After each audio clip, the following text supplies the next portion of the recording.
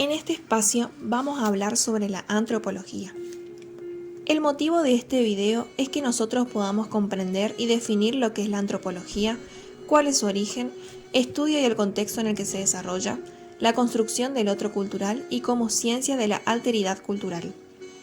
También hablaremos de otros temas que conforman esta ciencia como son el etnocentrismo, el relativismo cultural, el racismo y la discriminación.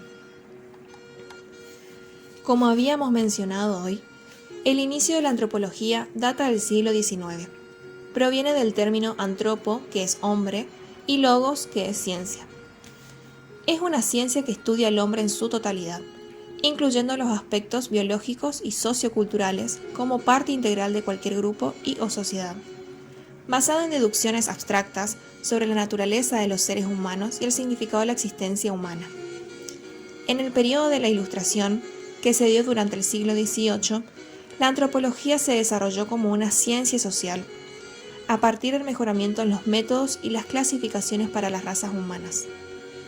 En este contexto, el informe de los viajeros, misioneros y comerciantes sobre los hábitos de los nativos de las tierras recién descubiertas y los debates sobre la condición humana fueron muy importantes para el desarrollo de los estudios antropológicos. La antropología se constituyó como disciplina independiente durante la segunda mitad del siglo XIX. Uno de los factores que favoreció su aparición fue la difusión de la teoría de la evolución, que en el campo de los estudios sobre la sociedad dio origen al evolucionismo social, entre cuyos principales autores se encuentra Herbert Spencer. Los primeros antropólogos pensaban que, así como las especies evolucionaban de organismos sencillos a otros más complejos, las sociedades y las culturas de los humanos debían seguir el mismo proceso de evolución hasta producir estructuras complejas como su propia sociedad. Varios de los antropólogos pioneros eran abogados de profesión, de modo que las cuestiones jurídicas aparecieron frecuentemente como tema central de sus obras. A esta época corresponde el descubrimiento de los sistemas de parentesco por parte de Lewis Henry Morgan. Desde el final del siglo XIX, el enfoque adoptado por los primeros antropólogos fue puesto en tela de juicio por las siguientes generaciones.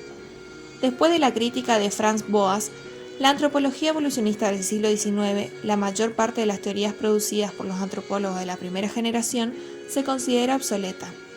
A partir de entonces, la antropología vio la aparición de varias corrientes durante el siglo XIX y el siglo XX, entre ellas las escuelas culturalistas de Estados Unidos, el estructural funcionalismo, el estructuralismo antropológico, la antropología marxista, el procesualismo, el indigenismo, entre otros.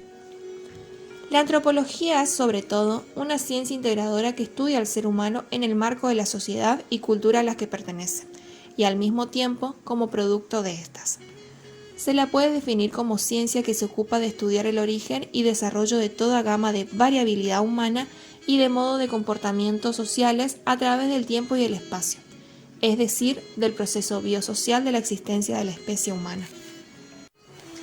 La antropología es una ciencia definida como el estudio de la otredad, alteridad o diversidad cultural, que presenta la separación entre el nosotros y el otro. Sin embargo, a lo largo de la historia cambiaron sus objetos de estudios, teorías, métodos y técnicas, por lo que se puede diferenciar tres momentos claves de la antropología al hacer referencia a la construcción de la otredad. El primer periodo, la construcción del otro por la diferencia, tiene su aparición hacia fines del siglo XIX, momento en que la antropología se constituye como ciencia y la teoría que prevalece es el evolucionismo, siendo el objeto de estudio la diferencia cultural, es decir, el otro como diferente al nosotros. En este momento, la otredad frente al nosotros es anterioridad, ausencia, confusión total o parcial. En el segundo periodo, la construcción del otro por la diversidad se desarrolla entre las dos guerras mundiales, y hay varias teorías que buscan explicar la diversidad cultural. El otro cultural es pensado como diverso y distinto. Durante este momento, se comienza a emplear el término de diversidad de un modo sistemático y sustitutivo al de diferencia, utilizando en el periodo anterior. La diversidad es atendida como variedad, abundancia de cosas distintas y se emplea para explicar la construcción de la otredad a partir de dos teorías que reaccionaron contra el evolucionismo: el funcionalismo y el estructuralismo. En el tercer momento, la construcción del otro por la desigualdad empieza después de la Segunda Guerra Mundial.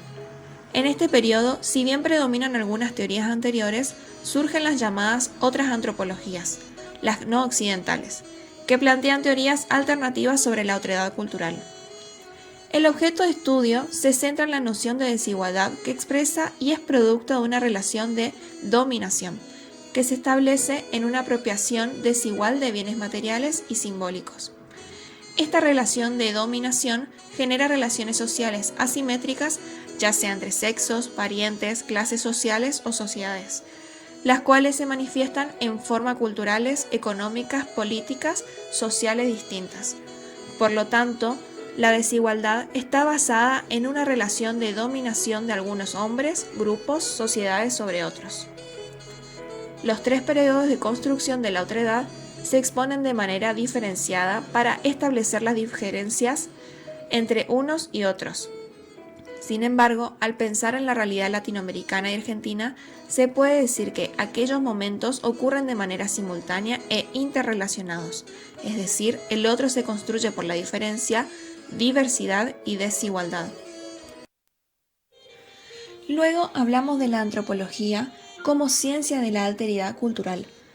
No es solo un simple y sencillo sinónimo de diferencia, es un tipo particular de diferenciación que tiene que ver con la experiencia de cambiar la propia perspectiva por la del otro, considerando y teniendo en cuenta el punto de vista, la concepción del mundo, los intereses, la ideología del otro, entre otras cosas, y no dando por sentado que la de uno es la única posible.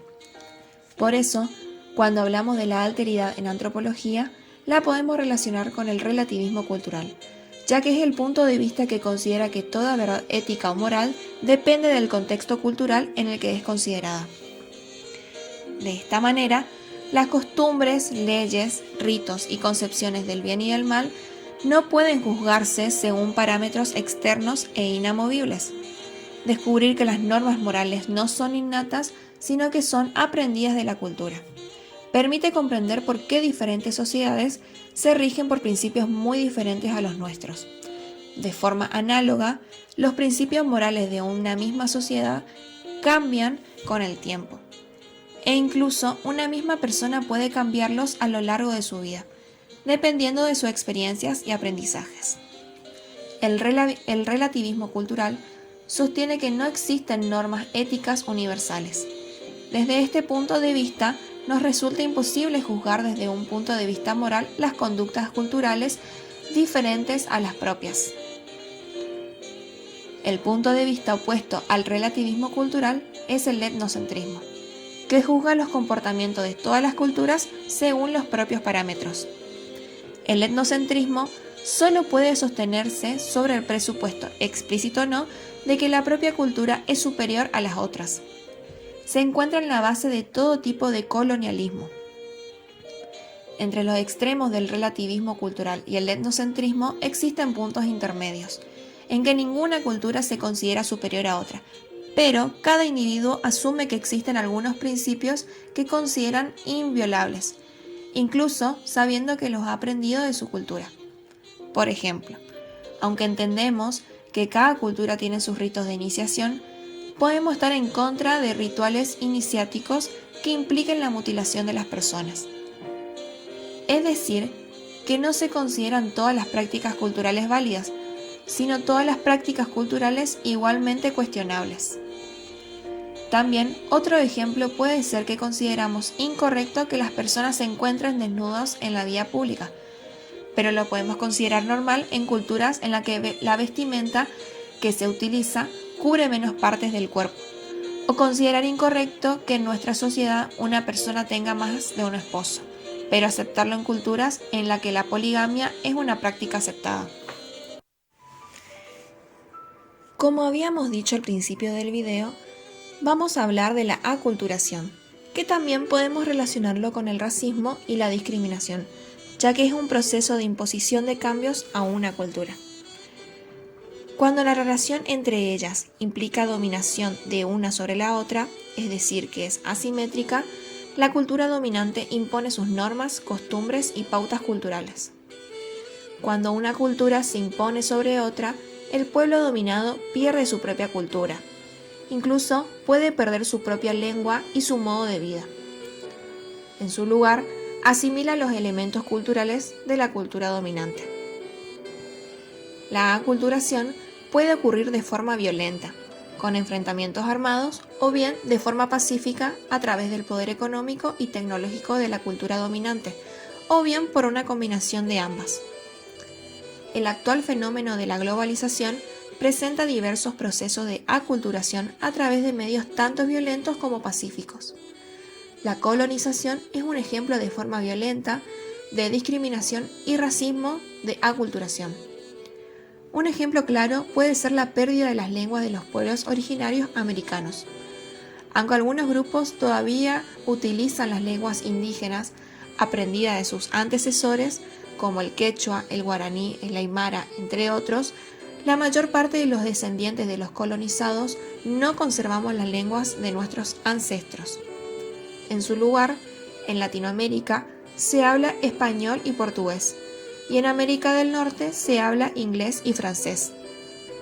En contraste, en África, donde también se dio un proceso violento de colonización, aunque el francés es el idioma oficial en la mayor parte de los países, se encuentra el mayor porcentaje de personas bilingües, trilingües y políglotas. Otro ejemplo puede ser el consumo de productos extranjeros. El consumo de ciertos productos deriva en la adopción de nuevas costumbres.